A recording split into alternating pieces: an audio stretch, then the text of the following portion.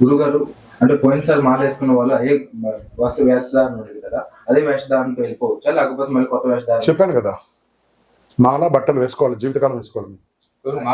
మాలలో ఉన్న వాళ్ళు 2 పూట్ల దర్శనం చేయాలా? షాంపూ సోప్ వాడచ్చా?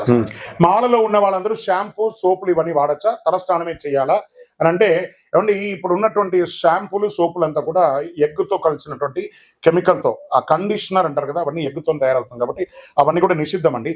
అందుకనే హెర్బల్ షాప్, ఆయుర్వేదిక్ షాప్లో పంచగవ్యంతో కూడినటువంటి సబ్బులు అవన్నీ కూడా ఉంటాయి, అవి దాంతో వాడండి. మీరు వాడుతున్న బట్టలు కూడా దాన్ని పెట్టేసుకోండి, లేకపోతే బ్యాడ్ స్మెల్ వస్తుంది. ఎందుకంటే అండర్ ఆర్మ్స్ అన్నిటికీ తగిలి ఉంటుంది కాబట్టి మన వస్త్రాలని కూడా ఒక బ్యాడ్ స్మెల్ వస్తుంది కాబట్టి దాన్ని దృష్టిలో పెట్టుకొని చేయండి.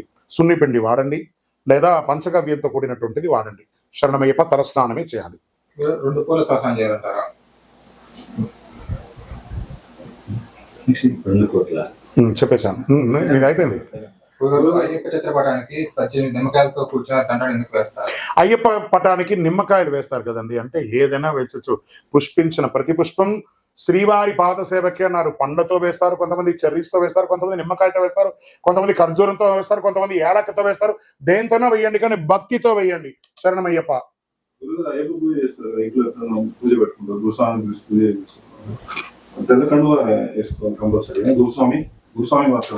అలా ఏం లేదండి. అక్కడ ఏమవుతుంది అని అంటే అండి, పూజ చేసేవాళ్ళు ఒక పతీత వస్త్రం ధరిస్తే మంచిదని ఉంది, అంతేకాని ఇట్స్ నాట్ అ రూల్.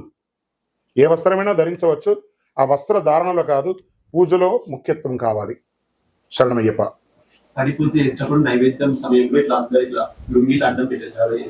మంచి ప్రశ్న ఇది, ఇంకా నువ్వు అడగలేదని అనుకున్నా. ఏమంటే పడిపూజ చేయగానే ఇట్లా వాళ్ళు నడుముకున్నటువంటి టవల్ ఇట్లా అడ్డంగా పెట్టేసేసేస్తారు. ఒక్కసారి అలా పెట్టొచ్చా అని ఒక్కసారి అడుగుతున్నారు. ఆ పడిపూజ అంటే మన యొక్క షర్ట్ వేసుకున్నాం కదా మనము, ఈ షర్ట్ను ఒకసారి స్మెల్ చేయండి, ఎంత బ్యాడ్ స్మెల్ వస్తుంటుంది. అందులో ఆ టవల్ నడుముకాయ కదా కట్టుకుంటాం, ఒకసారి ఆ టవల్ తీసి వాసన చూడండి ఎలా ఉంటుందో, ఎంత ఘోరంగా ఉంటుందో. స్వామికి పెట్టే పవిత్రమైనటువంటి నైవేద్యాన్ని మీ నడుముకున్న టవల్ తీసుకొచ్చి పెట్టి ఆ స్వామి ముక్కు మూసుకొని తినాలా? ఎవరు చెప్పారు? మీరు అలా టవల్ అడ్డం పెట్టకపోతే ఆయన తినడా? మళ్ళీ మీరందరూ కూడా తింటారు కదా, మీరు కూడా స్వామి స్వరూపుడే కదా, మరి అందరూ తినాలంటే ప్రతి ఒక్కరికి ఒక్కొక్క టవల్ వేసి తినాలి. అలా తినాలా? ఎక్కడన్నా ఉందా? ఒక దేవాలయ గర్భాలయంలో ఒక విశిష్టత ఉంది ఆ నైవేద్యానికి, అలాగే చేయాలని ఒక రూల్ ఉంది కాబట్టి నైవేద్య సమయంలో నైవేద్యం చేయాలి.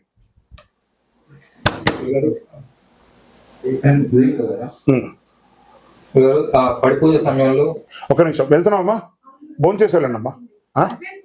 రైట్ రైట్ రైట్, భోంచేసి వెళ్ళు. పడిపూజ సమయంలో కొన్నిసార్లు రాత్రి 12 తర్వాత భిక్ష చేయాల్సి వస్తుంది సమయం వస్తుంది, కొంతమంది చేయగలరు. ఏమండి మనం పడిపూజ సమయంలో ఒకసారి పడిపూజ ఆనందంగా జరుగుతున్నటువంటి ఒక సమయంలో 12 దాటుతుంది, 12 దాటగానే నెక్స్ట్ డే వచ్చేస్తుంది అని అంటారు, అప్పుడు తినొచ్చా? ఇది ప్రశ్న. ఏమండి ఎవరైనా 12ంటికి నెక్స్ట్ డే వచ్చిన తర్వాత మీరు స్నానం చేసి మీ ఉద్యోగం వ్యాపారం ఏమైనా చేస్తారా, లేదా 12 తర్వాత పడుకుంటారా? మన యొక్క హైందవ సంప్రదాయ ప్రకారం సూర్యోదయం నుంచి సూర్యోదయం వరకే ఒక రోజు కాబట్టి మనం పూజలో ఉండి, బాగా గుర్తుపెట్టుకోండి, మనం పూజలో ఉండి ఆ ప్రసాదం తినకుండా వస్తే ప్రసాద ధిక్కరణ కాబట్టి మీకు అరగలేదా ఒక పండు తినండి, కొంచెం తీర్థం తీసుకోండి, కానీ తీసుకోకుండా మాత్రం రాకండి, తప్పేం లేదు. శరణమయ్యప్ప. గురువు గారు మకర సంక్రాంతి రోజే అసలు శబరిమల అయితే పుణ్యం అని అంటూ ఉంటారు, నిజమేనా లేకపోతే ఏ రోజైనా ఓకే? చెప్పాను కదా, మొదటి ప్రశ్నలో చెప్పాను, మకర సంక్రాంతి రోజే వెళ్ళాలంటే పుట్టినందుకు ఒక్కసారినా వనయాత్ర చేయాలి, జ్యోతి దర్శనం చేయాలనేది ఒక లెక్క ఉంది. ఒక్కసారి వెళ్ళండి, వీలున్నప్పుడంతా కూడా శబరిమలకి వెళ్ళండి, వెళ్ళే తీరాలి, రూల్ అంటూ ఎక్కడా లేదండి. శరణమయ్యప్ప.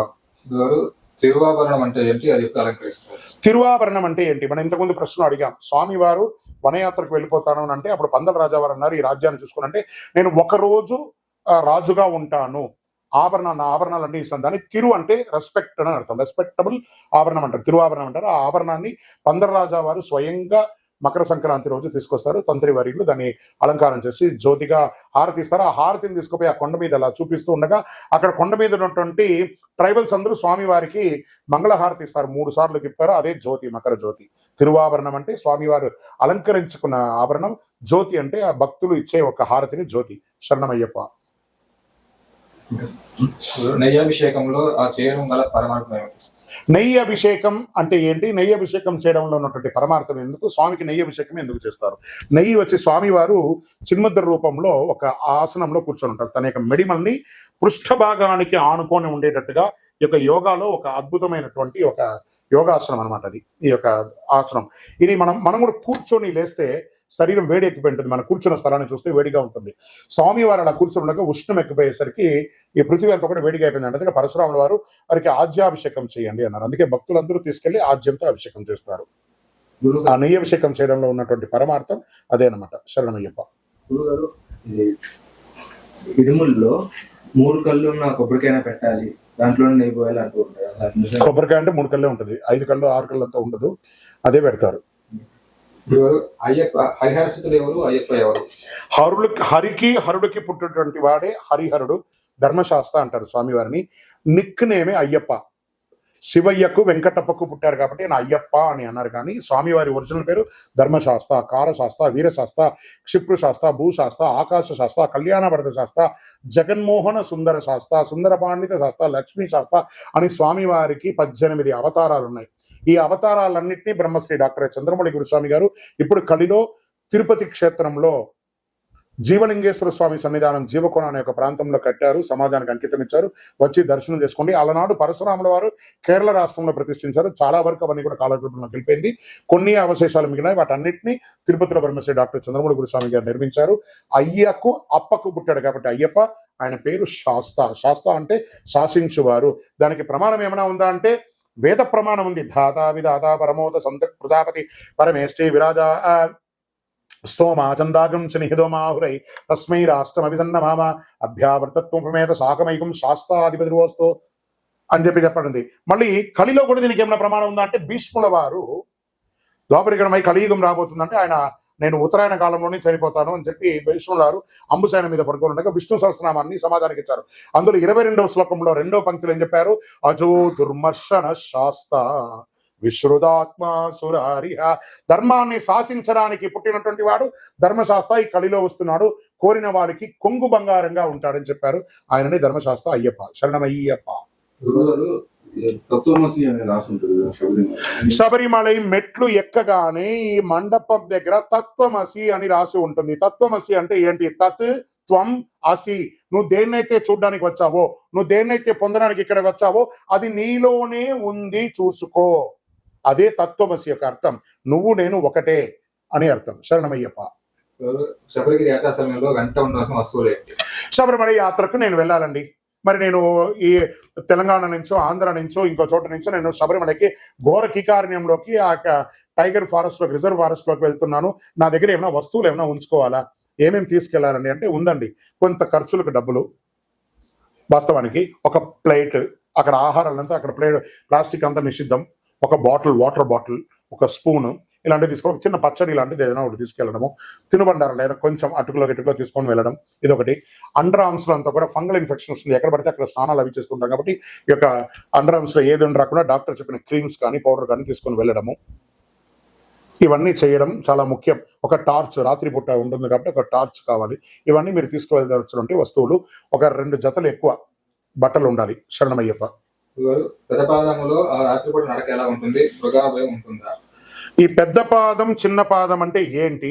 ఇది ఎక్కడి నుంచి స్టార్ట్ అయింది, ఎక్కడ ముగిస్తుంది, దీంట్లో నడుస్తూ ఉండగా ఏమైనా ఇబ్బందులు ఏమైనా ఉంటాయా, వన్యమృగాలు ఏమైనా ఇబ్బంది పెడతాయి అంటే పెద్ద పాదం అనేది ఎరుమేలు నుంచి స్టార్ట్. ఎరుమై కొల్లి అంటే మగిషి అనే రాక్షసుని ఎరుమే అంటారు. దానికి కొల్లి కొంచెం చంపిన స్థలమే ఎరుమేలి.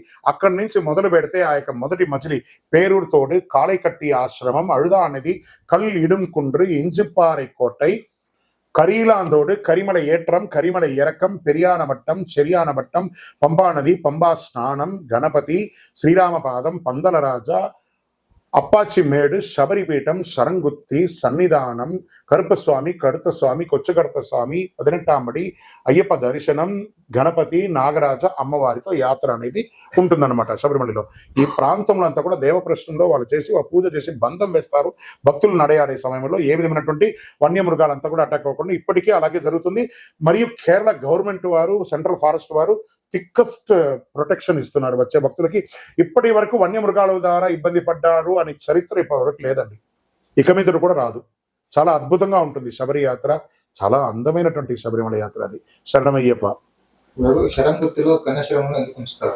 శరణ్ కుత్తి అంటే కన్యస్వామిగా మాల వేసిన వాళ్ళకి ఒక కర్ర ఇస్తారు. ఈ వనంలో వెళ్తూ ఉండగా ఏదైనా పురుగు పుట్ట రాకుండా ఇట్లా తీసేయడానికి అందుకే అది. తర్వాత దాన్ని కన్యస్వాములు మాత్రమే తీసుకొని వస్తే శరంగుత్తి దగ్గర దాన్ని గుచ్చుతారు. అంటే వీరు కన్యస్వామిగా వచ్చారని. ఆ మాళిగేపురత్తమ్మకు కన్యస్వామిగా స్వామివారు ఎవరైనా వచ్చారా లేదా అని చూసిపోవడానికి ఆ శబరిమలలో మకర సంక్రాంతి రోజు ఆవిడ వచ్చి శరంగుత్తి వరకు వచ్చి చూసిపోతుంది. కాబట్టి అక్కడ గుచ్చుతారు. గుత్తి అంటే గుచ్చడం. శరణ్ కుత్తి. కుత్తి అంటే గుచ్చడం. దాన్ని శరంగుత్తి అంటారు. శరణమయ్యప్ప.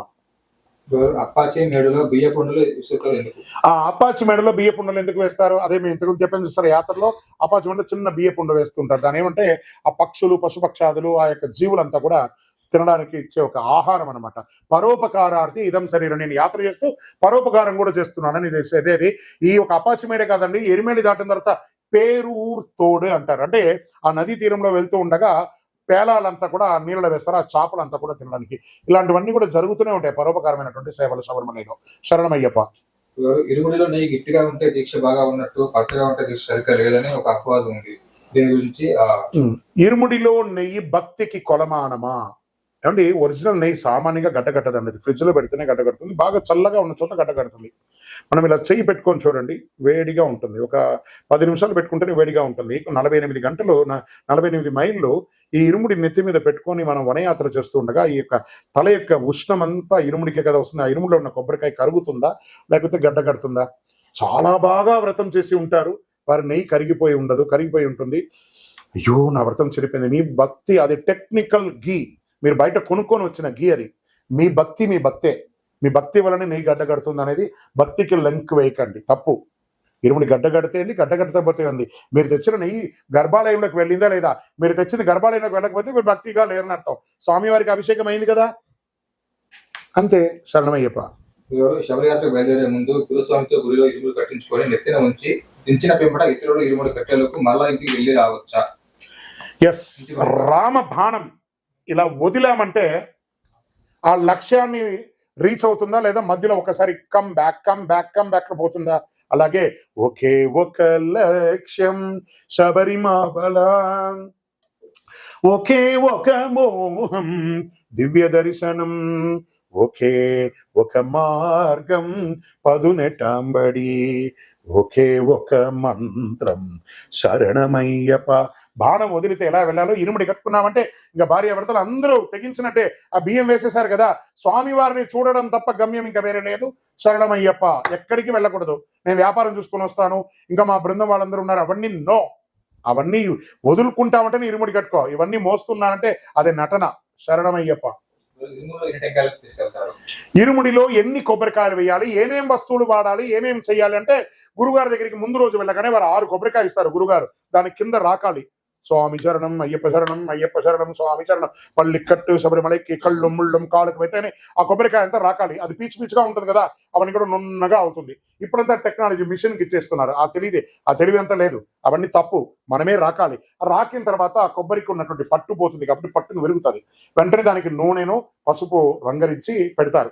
ఒక కొబ్బరికాయను గురుగారు హోల్ వేసి ఆ నీళ్ళంతా తీసి బొల్చి పెడతారు.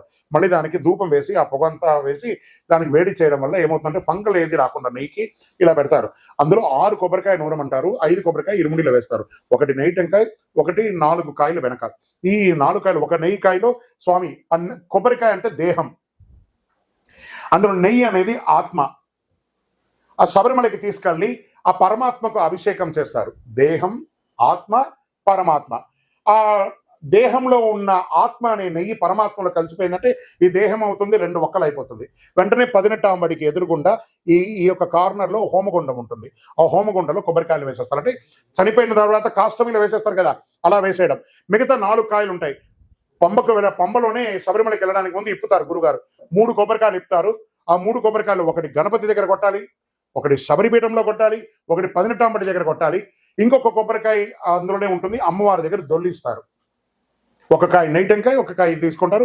అందులో పసుపు కొమ్మలు, బ్లౌజ్ పెట్టు, స్వామివారి అభిషేక ద్రవ్యాలు ఇవన్నీ కూడా అభిషేకం పంపించి అమ్మవారికి బ్లౌజ్ ఎక్కించి పసుపు కుంకుమ ఎక్కించి భక్తులందరూ కోరిన కోరికలతో కానుకలతో బియ్యంలో వేసి ఉంటారు కదా, ఆ కానుకలన్నింటినీ తీసుకుపోయి స్వామివారి హుండీలో చూడండి. ఈ మండపానికి గర్భాలయానికి మధ్యలో కింద పెద్ద హుండీ ఉంటుంది, అందులో వేస్తే కిందికి వెళ్ళిపోతుంది. ఆ యొక్క కోరికలన్నీ అందులో వేసేసేయాలి. ఇదే వస్తువులు ఇరుముడిలో వాడాలి. ఆ వేసిన వస్తువుని ఇలాగే వాడాలి. శరణమయ్యప్ప. ఉత్తమ గురుస్వామికి ఉండాల్సిన లక్షణాలు ఏంటి? ఉత్తమ శిష్యుడికి ఏ లక్షణం ఉండాలో ఉత్తమ గురువు కూడా అలాగే ఉంటుంది. గురువుకు ఉండాలి లక్షణాలు అనడం కంటే కూడా శిష్యుడు ఒక గురువు గారి దగ్గర ఎలా ఉండాలి అనేది నేర్చుకోవాలి. గురువురు అధికం మూలం గురువురు అంధకార నిర్మూఢ. గురుస్వామిని నిందించిన వాళ్ళు స్వామి ఓ గురుస్వామి, గురుస్వామి అనేదే శబరి యాత్ర లేదు. కానీ ఒక క్వాలిఫికేషన్ అనేది ఉండాలి. ఎలాంటి క్వాలిఫికేషన్? ఇప్పుడు మనం 10th పాస్ అవుతాం కదా, ఇంటర్మీడియట్ పాస్ అవుతుంది కదా, డిగ్రీ పాస్ అయింది కదా, పిహెచ్డీ అలా చేస్తాం. అలాగే ఒక గురుస్వామిగా ఉన్నవారు తను ఒక 18 యాత్ర శబరిమలకి వెళ్ళిన వారుగా ఉండాలి. ఇతరులను శబరిమలకి తీసుకు వెళ్లే అర్హత ఉండవాళ్ళు, తెలిసి ఉండాలి. ఆ యాత్రను ఉన్నటువంటి సూక్ష్మాలంతా తెలిసి ఉండాలి. అయ్యప్ప స్వామి వారి శరణఘోష వచ్చి ఉండాలి. గణపతి కుమారస్వామి అయ్యప్ప అష్టోత్తరం నోటికి వచ్చి ఉండాలి. లోకవీర మహాపూజ్యం 18 నమస్కార శ్లోకాలు తెలిసి ఉండాలి. స్వామివారి మాలాధారణ మంత్రం, మాల ఇరుముడి మంత్రం, మాల విరమణ మంత్రం ఇవన్నీ కూడా ఆ గురుస్వామికి తెలిసి ఉండాలి. ఏమంటే మేమంతా చదువుకోలేదండి, మేము గురుస్వామి అలా కుదరదు. మీరు చదువుకోలేదా, సీనియర్ స్వామిగా ఉండండి. చదువుకున్న ఒక స్వామితో చెప్పించి ఇవన్నీ చేయండి. ఇన్ని ఏళ్ళుగా శబరిమలకి వెళ్ళారు, రోజు ఒక్కసారి వింటారు, ఉదయం సాయంత్రం చదువుతారు కదా. ఇన్ని ఏళ్ళుగా పోయిన వాళ్ళు ఇన్ని ఏండ్లో చెప్పుంటే ఎన్నోసారి ఎక్కుండాలి కదా, ఎక్కుతుంది. ఇంకా మీటర్ ఇప్పటివరకు చేయలేదా, ఏం తప్పలేదు. ఇప్పుడు మాధ్యమాలు ఉన్నాయి, యూట్యూబ్లు ఉన్నాయి, అన్నీ ఉన్నాయి కదా, దాన్ని పెట్టుకొని వినండి, పుస్తకంలో వినండి. ఒక 100 సార్లు వింటే 101సారి మనకు నోటికి వచ్చేస్తుంది. కాబట్టి ప్రయత్నించండి. గురుస్వామిగా ఉన్న వారికి ఈ క్వాలిఫికేషన్ ఉండాల్సిందే. శరణమయ్యప్ప. ఇరుముడు కట్టించిన తర్వాత గుడి చుట్టూ ప్రశ్న సమయంలో స్వామి వారి కింద పడుకుంటారు కదా, దాటి వెళ్ళని చెప్పి అలాంటి అది ఒక ఏమంటే ఇరుముడి కట్టుకున్న వాళ్ళందరూ నడిచి వెళ్తూ ఉండగా వారికి అడ్డంగా పడుకొని వాళ్ళు దాటబంటారు. అది ఒక పైశాచికమైనటువంటి ఆనందం. ఎక్కడైనా ఉందా అది? ఎక్కడ లేనిది. తెలియకుండా ఒక పిల్లలు పడుకుంటే ఈయన తొక్కుడులో ఆ పాప మెడ మీదనో బాబు మెడ మీదనో కాలు వేస్తే ఏమవుతుంది? సారీ చెప్తారా అప్పుడు? కాదు కదా, ఎక్కడ లేదు కదా. అది తాకకుండా ఉంటారా? పక్కనే పడుకుంటారు, తెలియకుండా పడిపోతుంది. ఇనమో ఇరుముడి ఇలా పెట్టుకుంటారు, కాలు ఎక్కడ ఉంది, చేతులు ఎక్కడ ఉన్నది ఎవరు చూడరు కదా. ఇలాంటి పైశాచికమైనటువంటి పనులు చేయకండి. తప్పు ఎక్కడా లేదు, దాటకూడదు. శరణమయ్యప్ప. గురుగారు 18సారి వెళ్ళేటప్పుడు కొబ్బరి చెట్టుని తీసుకెళ్తారు. ఆ కొబ్బరి చెట్టుని ఎందుకు తీసుకెళ్ళాలి? శబరిమలకి 18వ పడి అయిన వాళ్ళు 18 యాత్ర చేసిన కొబ్బరి చెట్టు ఎందుకు తీసుకెళ్ళాలి? ఆ కొబ్బరి చెట్టునే ఎందుకు తీసుకెళ్ళాలి? ఒకనొక కాలంలో మంచినీళ్ళు, ఇప్పుడు కదండి వాటర్ అంత ఫెసిలిటీ ఉందా, మంచినీళ్ళు ఉండేది కాదు. చిన్న చెట్లు పంప నుంచి సన్నిధానంలో కొబ్బరి చెట్లే ఉండేది. అందరూ దాహారతిగా కొబ్బరి చెట్టును తాగేవాళ్ళు. దాని తర్వాత కొబ్బరి చెట్టు పడిపోతే దాన్ని సగంగా చేసి మెట్ల వల్లే వేసి దాని మీద నడుచుకొని శబరిమలకి వెళ్ళిన వాళ్ళు ఉన్నారు. దాహం తీర్చడానికి పరోపకారం చేసే ఒక చెట్టు ఏదైనా ఉందంటే అది కొబ్బరి చెట్టు. పీచు ఉపయోగపడుతుంది, కొబ్బరికాయ ఉపయోగపడుతుంది, కొబ్బరి నీళ్ళు ఉపయోగపడుతుంది, కొబ్బరి చెట్టు కూడా ఉపయోగపడుతుంది. అలా ఉంటుంది. దాని యొక్క ఆ చెట్టు ఏ విధమైనటువంటి రిపీట్ ఫలితాన్ని పొందదు. అన్ని పరోపకారమే చేస్తూ ఉంటుంది. అందుకోసం మనలోని యొక్క గుణం తాటి చెట్టులాగా కనబడుతుంది కదా, ఇంత ఎత్తుగా ఉంటుంది కదా, అంటే ఆ కొబ్బరి నీళ్ళు అంత తీయగా ఉంటుంది. ఎలా వచ్చింది ఆ వాటర్ ఆ కొబ్బరికాయలో? ఎక్కడో హైట్గా ఉన్న దాంట్లో అదే ప్రకృతి ఇచ్చినటువంటి ఒక వరం అని కూడా చెప్పచ్చు. శుభ సూచకం కొబ్బరి చెట్టు యొక్క తోరణాలు కట్టడం, కొబ్బరి తోరణాలు కట్టడం, కొబ్బరి మువ్వ పెట్టడం, కొబ్బరి ఆకులు పెట్టడం. దీనికోసమే దీన్ని శుభ సూచకంగా ప్రతి చోట కూడా పెడుతూ ఉంటారు. ఇప్పటి కాలంలో శబరిమలలో కొబ్బరి చెట్టు నాట్ అలౌడ్ అండి. 18 యాత్ర చేసేవాళ్ళు. మీరు 18 యాత్ర చేయాలనుకుంటే మీ పరిసర ప్రాంతాల్లో మీ ఊర్లో ఉన్నటువంటి దేవాలయంలో కొబ్బరి చెట్లు నాటండి. శబరిమలకి తీసుకెళ్ళకండి. ఒక వెండి ప్రతిమ, కొబ్బరి చెట్టు యొక్క వెండి ప్రతిమ కానీ బంగారు ప్రతిమ కానీ చేసుకొని మీ ఇంట్లో పూజలో పెట్టి ఇరుముడి రోజు ఆ ఇరుముడిలో వేసి స్వామివారి హుండీలో కానుకగా వేయండి. శరణమయ్యప్ప. ఇరుముడిలో నెయ్యి ఎందుకు పోస్తారు? చెప్పాను కదా, స్వామికి అభిషేకానికి శరీరం ఉష్ణం కోసం చెప్పాను. ఆ ప్రశ్న వచ్చేస్తుంది. ఇరుముడి సమయంలో స్వాములకి సంచిలో మనం డబ్బులు వేస్తారు కదా, ఆ డబ్బులనే వాడాలా యాత్రకి? కాబట్టి ఇరుముడిలో వేసేటప్పుడు అందరూ కూడా డబ్బులు అందులో వేస్తారు. అవన్నీ వాడచ్చు. అంటే శివసొత్తు కులనాశనం, విష్ణు సొత్తు వంశనాశనం, శివ విష్ణు సుతుని సొత్తు సర్వం నాశనం. అవన్నీ దేవుడికి వేశారు ఉండిలో వేయమని. మీరు శబరిమలకి వెళ్తారనే కదా, మొక్కుకునే కదా మీరు మాల వేసుకున్నారు. మంది సొమ్ముతో వెళ్తారా? మీరు సంపాదించిన డబ్బు ఉంటే, అప్పు చేయకుండా ఉంటే ఆ డబ్బుతో వెళ్ళండి. మంది ఇచ్చింది కోరికల కోసం వాడు వేస్తారు, దాన్ని తీసుకుపోయి హుండీలో వేయండి. శరణమయ్యప్ప.